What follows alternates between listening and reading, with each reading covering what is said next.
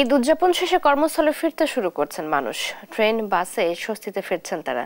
এই বিষয়ে বিস্তারিত জানাতে কমলাপুর রেলওয়ে স্টেশন থেকে যুক্ত হচ্ছেন আমাদের সহকর্মী শাহাদাত হোসেন নিশাদ। ঈদ যাত্রা এবার স্বস্তির ছিল, ফেরার পথে পরিস্থিতি কি দেখছেন?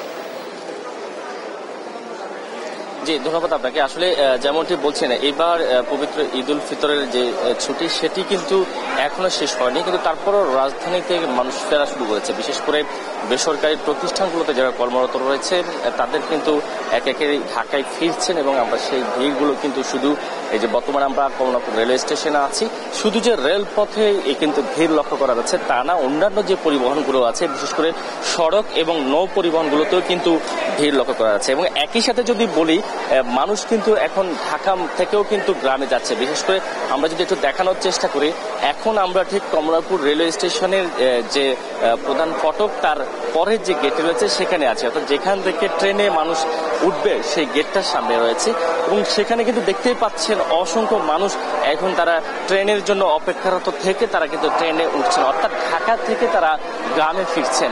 তো তাদের যে কারণ, মূলত অনেকে রয়েছেন যারা ঈদ ঢাকায় করেছেন এবং সেক্ষেত্রে কয়েকদিন ঢাকায় ঈদ করে তারা এখন গ্রামে ফিরছেন পরিবার প্রিয়জনের সাথে ঈদের শুভেচ্ছা বিনিময় করার জন্য।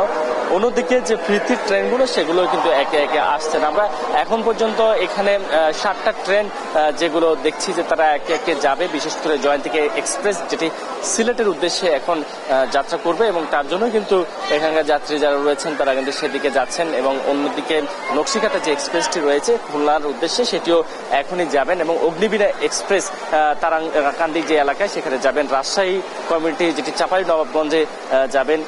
এবং একে একে যদি একটু জানানোর চেষ্টা করি, এখানে যারা যাচ্ছেন তাদের বেশিরভাগই মন্তব্য হচ্ছে তারা এখন গত বছরের তুলনায় কিন্তু তেমন ভোগান্তির শিকার হয়নি। অনেকেই বলেছেন। আমরা একটু আরেকজনের সাথে জিজ্ঞেস করবো, এইবার যে আপনারা ট্রেন যাত্রা করছেন সেক্ষেত্রে কোনো ধরনের কোনো বড় ভোগান্তিতে পড়েছেন কিনা? এই যাত্রা কোনো ট্রেনের বড় ধরনের ভোগান্তি নয়, ট্রেন সঠিক টাইম মতো যাচ্ছে। প্রত্যেকবার একটা অভিযোগ থাকে, সেটা হচ্ছে ট্রেনে অতিরিক্ত ভাড়া আদায়। তো সেই ধরনের কোনো ভোগান্তি পড়েছেন আপনারা? এইবার ঈদে সে ধরনের কোনো ভোগান্তি নাই। ট্রেনের ভাড়া, টিকিট ভাড়া কেমন নিয়েছেন? অন্যান্য তুলনায় কি বেশি নিয়েছে? না, ট্রেনের ভাড়া বেশি নেই, অন্যান্য তুলনায় এবছর ঠিক আছে ট্রেনের ভাড়া। দর্শক দেখতে পাচ্ছেন যে আসলে যাত্রীরাও সন্তুষ্ট।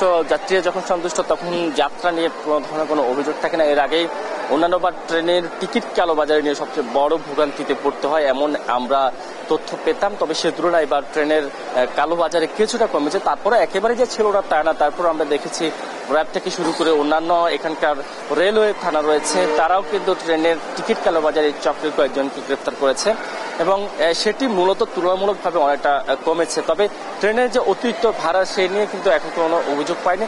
আর আরেকটা যে বিষয়, যে টাইম মতো ট্রেন ছাড়ছে কিনা সেটি একটি বিষয়, সেটি নিয়েও কিন্তু তেমন কোনো অভিযোগ পাওয়া যায়নি এখন পর্যন্ত। এখানে ঢাকা থেকে যারা ছাড়ছেন, এখান থেকে ঢাকা থেকে যারা যাচ্ছেন তাদের আমরা মন্তব্য নিয়েছি, তারা যে বিষয়টি জানিয়েছেন সময় মতো ট্রেন যাচ্ছে। অন্যদিকে ট্রেনের শিডিউল বিপর্যয়ের যে বিষয়টি সেটি নিয়ে আমরা এখানকার স্টেশন ম্যানেজার যিনি রয়েছেন তার সাথে কথা বলেছি, তিনি আমাদেরকে যে বিষয়টি জানিয়েছেন ঈদকে ঘিরে তাদের ব্যাপক বাড়তি প্রস্তুতি থাকার কারণে মূলত ট্রেন শিডিউল যে বিপর্যয় সেটি এবার হয়নি।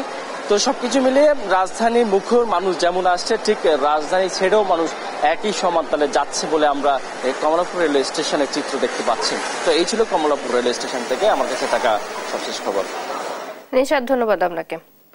ঈদ উদযাপন শেষে কর্মস্থলে ফিরতে শুরু করেছেন মানুষ, সেই খবর জানাচ্ছিলেন কমলাপুর রেলওয়ে স্টেশন থেকে আমাদের সহকর্মী শাহাদাত হোসেন নিশাদ।